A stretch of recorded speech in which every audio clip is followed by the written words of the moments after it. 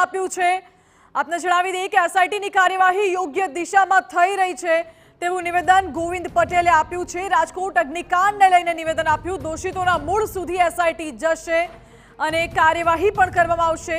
રાજકોટની ઘટના પર પૂર્વ મંત્રી ગોવિંદ પટેલ હવે નિવેદન આપ્યું છે। પ્રેસ કોન્ફરન્સ કરી તેમણે કહ્યું કે એસઆઈટીની કાર્યવાહી યોગ્ય દિશામાં થઈ રહી છે અને જે પણ જવાબદાર હશે તેમની સામે કાર્યવાહી કરવામાં આવશે તેવું પણ નિવેદન ગોવિંદ પટેલે આપ્યું છે।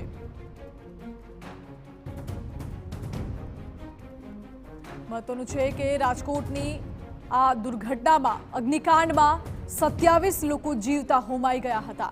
આ દિશામાં તપાસ અત્યારે ચાલી રહી છે। એસઆઈટીનું ગઠન કરવામાં આવ્યું છે। ક્રાઇમ બ્રાન્ચની ટીમ તપાસ કરી રહી છે, સાથે એસીબી પણ તપાસ કરી રહી છે।